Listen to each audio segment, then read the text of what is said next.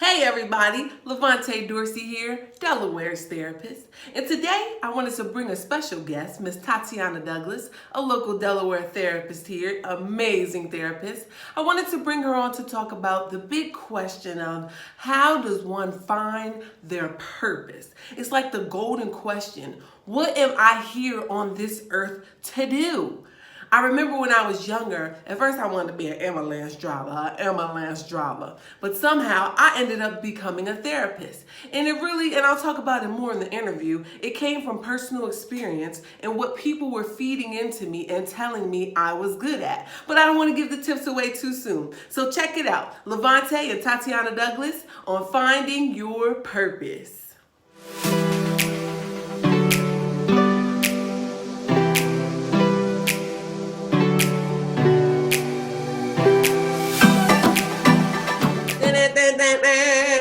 We about to have fun. Get hype, get hype, get hype, get hype. Hello, everyone. So I'm so excited to have the wonderful Miss Tatiana Douglas. How are you doing today? I'm good, staying quarantined, but I'm ready to get waxed. Yes, amen. Okay, so we're going to get right into it. So tell us what you have come to talk to us about. What is your topic for today? So my topic for today is I'm here to get you guys to think about your purpose.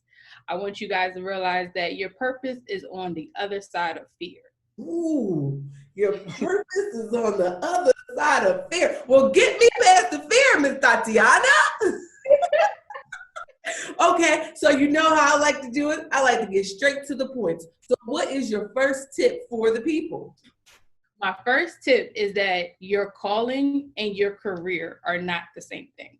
Now wait a minute, I guess that would be my beginning job. I don't know what I was out in these streets doing. But go ahead, elaborate for us. So you got your calling, you have your career, but you saying that don't line up with purpose?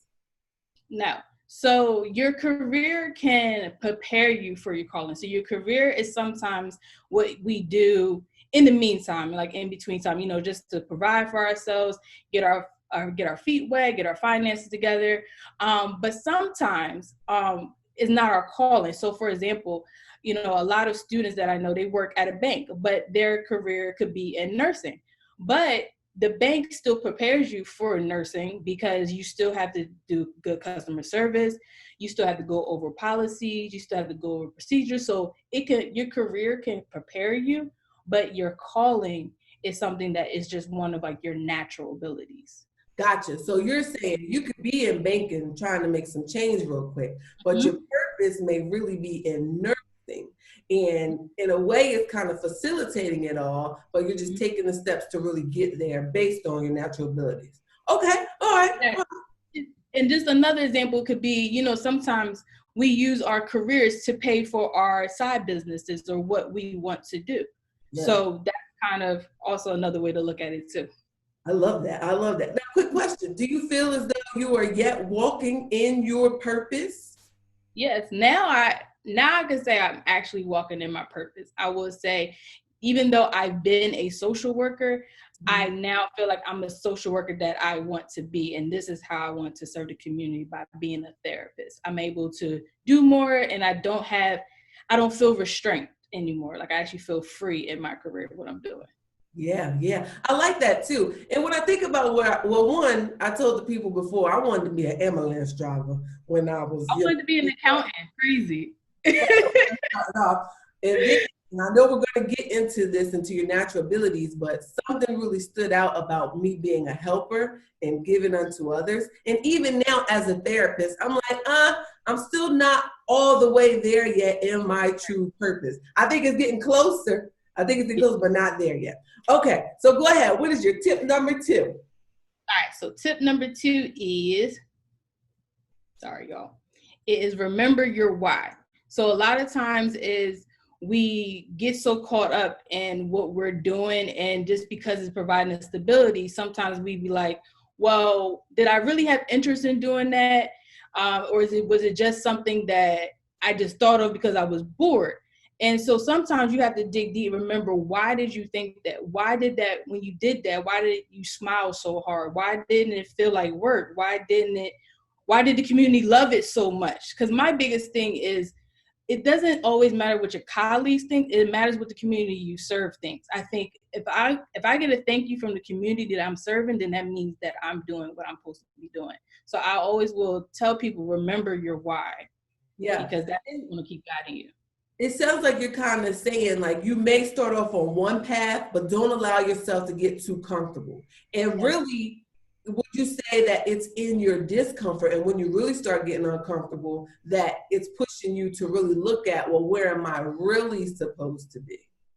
Exactly. I feel as though that I personally grew, and I've also seen my clients grow so much more in discomfort. Personally, as a therapist, I love when my clients are discomfortable. Like, it's the best thing ever. I'm like, oh, this is the best stage. And they're looking at me like, what? I'm like, here's why.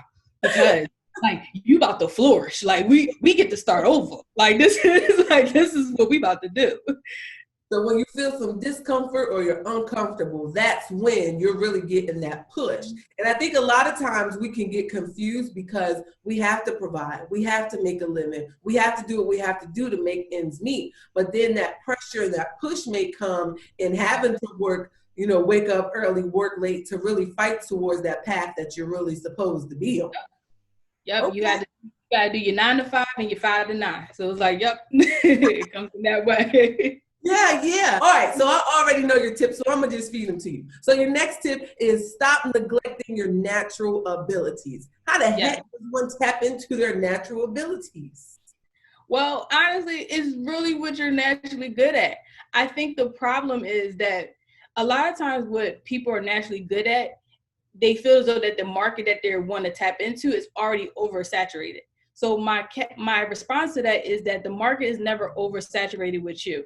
So a lot of times people try to avoid other things because they're like, oh, well, they're doing it and they're doing it. It's like, okay, but again, there's somebody that you could service. So just like personal training, some people be like, oh, I could do personal training, but I don't know. But it really is like, you really good at it. There's somebody's body that you need to get right. So get them right. Did you hear what she said? She said it's not oversaturated with you. It reminds me of that picture of the bread aisle. Everybody wants bread, all those different brands of bread. And then I was listening to Dana Chanel. You know who she is? Curly Bible. She's amazing. She's awesome. And she was saying that in tapping into finding out more about your natural abilities, talk to the people closest to you. Think back to the compliments your mama or your auntie or your dad, whoever used to say, oh, you're really good at that. That is really a gift for you. People have been feeding it to you pretty much your whole life, but you got to backtrack and kind of listen and tune in to what they've been telling you all along. Mm-hmm. Yeah. Absolutely. All right. So go ahead. Oh, and soon to come into Levante and Dorsey and Associates, we're going to have an assessment in which we can let you know what your strengths are in your career entrepreneurship stuff. But, it's coming. It's in the works. All right, on to the next one. Tell us about surrounding yourself with like-minded people. Why in the world is that crucial to your growth? Because you can't be around the same people. Like, you gotta be people, not only just like-minded people, but people that are further in the career than you. So for example, in order for me to get my licensure, I need an LCSW. I can't just keep hanging with the LMSW like, hey, you got somebody? I need to know that somebody. I need to be with that somebody. So in order to get me to advance, because there's so many things that you can study all day for, but experiences are what helps you really learn and really get into the business that you want to get into. So you have to get with the people that already have made some of the mistakes ahead of you so they can prepare you. And that can kind of be totally nerve-wracking because you have a kind of fear that people are going to be like, no, or they don't want to help you out. And some people will say no, but you got to get past the fear. Your purpose is on the other side of your fear of asking, and just put it out there. Someone is going to say yes. Yes. All right. What's your next tip? I become a student to the field of your purpose. So even when you got to do your research on what you want to do, because there's different avenues in everything, in every field. There's never just one type of engineering. There's never one type of therapy. Even as therapists, we're completely different. Personality, style, background studies, everything. So you kind of got to figure out what is your niche, what is things that you kind of want to do, and then what really just fits you. So make sure you individualize it for yourself, because then it would just flow naturally. Yeah. Giving out jewels. All right. I think we got one more. What's our last tip? Your purpose is tied to someone else's purpose.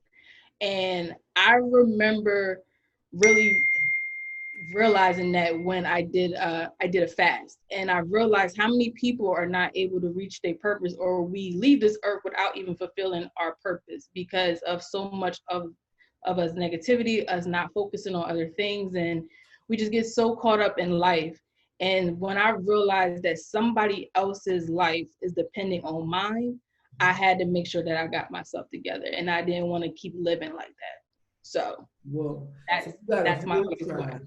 So you got a tribe, you got a network of people who are just out there waiting for what you have to offer in this lifetime. Now that's deep, because when you sit there, I was like, can't wait to find out what that means. That's deep right there. That's deep. All right. So you have your tips, people. I hope you wrote them down, because she was dropping some jewels today. Miss Douglas, tell the people how to reach you. Are you on social media? Can they come see you? Can they be your clients? Sit on your couch? Yes. You could be all you can be. But yes, you can be my client. I'm actually under Miss Levante and Dorsey and Associates. I work with adolescents, and I also work with adults. I'm really big on, as you can see, purpose, our self-esteem. I'm also on Instagram and on Facebook. I'm at Talk to Tatiana. So sorry it's a little long, but talk to me. But yes, I can be reached there. And the number to reach me. You are blowing your phone up right now. I'm just saying. I know. I'm sorry. I did not realize that. But 302-956-9188 is where I can be reached, which is Levante. All right. Thank you so much. We appreciate having you. You ought to answer whoever's calling you. They blow you up. Maybe because they see the video and they like, I want to talk to her now. I don't know. But all right, people, we'll see you on the next episode. Bye.